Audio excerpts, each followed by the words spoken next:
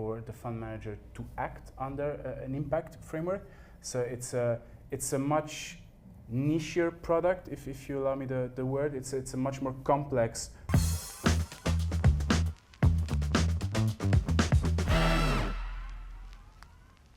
Today, I have the pleasure to welcome in the studio Francesco Cavallini, who is Regional Head of Sustainable Finance, Continental Europe at IQEQ. Welcome. Thank you for having us. And I also invited Loic Guillermet, who is Head of AIFM, Fund Management Services, also at IQEQ. Welcome also. Gentlemen, I invited you to discuss ESMA's latest guidelines on the use of ESG and sustainability-related terms in fund names. So, Francesco, can you explain why greenwashing is such a pressing issue today? With pleasure. Greenwashing has become a major problem as the demand for sustainable investing has skyrocketed. Many funds have been quick to market themselves as green or sustainable without truly aligning their investments with this principle. This can mislead investors as they think their money is supporting an ESG-friendly project when in reality it's not. So ESMA's guidelines really aim to curb this practice by ensuring that funds using ESG and sustainability-related terms in their names are generally committed to those values. Mm-hmm. And why is the focus on naming so important? Names carry a lot of weight, in finance especially, but even more so in sustainable finance. Investors often make their decision based on an initial impression of a fund name. Mm-hmm. Think of all the names that carry green, sustainable, net zero in their names. It has a lot of appetite for those investors. So when those funds do not live up to the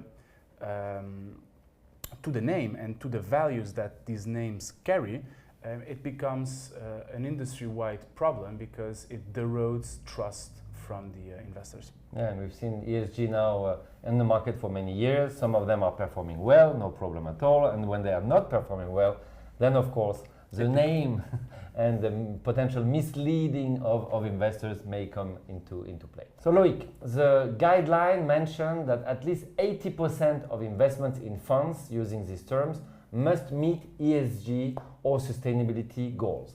Can you elaborate on this requirement? Mm-hmm. This is one of the most crucial aspects of the guidelines. ESMA is making sure that funds using ESG or sustainability-related terms must put their money where their mouth is, so to speak. So by mandating that 80% of a fund's investments are directed toward environmental or social objectives, the guidelines provide investors with the confidence that the majority of their investments are aligned with sustainable goals. So it's not just about having a green label, it's about backing it up with real actions. Very good. And Loic, the guidelines also introduces exclusion criteria. So what types of company or industries are now off limits of these funds? ESMA has set strict exclusion criteria to ensure that funds claiming to be sustainable are not supporting industries that go against ESG principles. For example, funds must exclude companies involved in controversial activities like weapon production, tobacco cultivation, or any that violates international norms like the UN Global Compact. In particular, they must also avoid investment in companies that derive significant revenues from fossil fuel, especially those involved in coal, oil, and gas. This aligns with the broader goal of promoting a transition to more sustainable and environmentally friendly industries.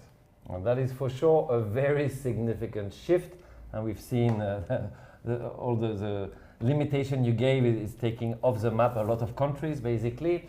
And ESMA has also made a distinction between funds using terms like transition or impact. What is, Francesco, the difference between these terms under the new guidelines? Definitions in finance, again, are very important, and again, very more so in sustainable finance.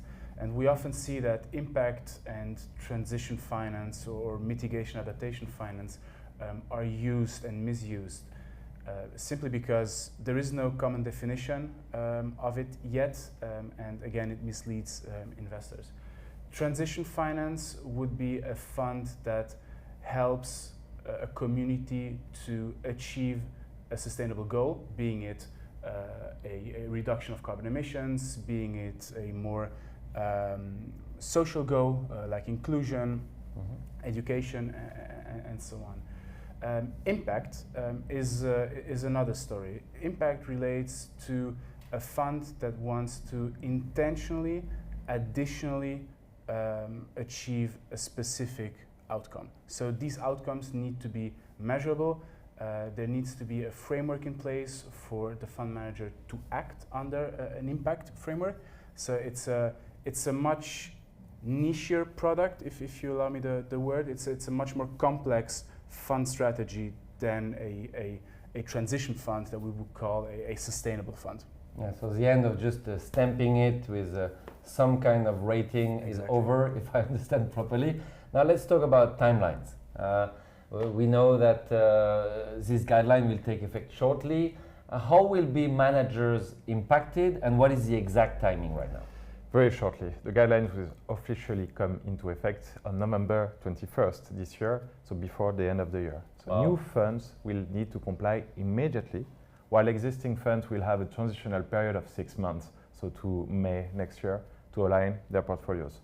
So this gives fund managers some time to adjust, but not that much time. But it's a clear signal that greater accountability is on the horizon for ESG investment sector. And maybe, Francesco, a final thought. Do you think that this guideline will have a lasting impact on ESG investment landscape? Absolutely, Jérôme.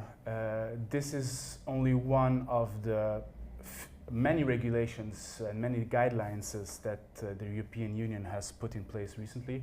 So ESMA's guidelines are really adding to the regulatory toolbox. We will see further regulations hitting the market, thus fostering a more sustainable and more transparent investment framework. Thank you. And definitely this is here to stay, and this is here to be developed further. Very good. Thank you so much, gentlemen, for your insights today. Thank you for having us. Thank you.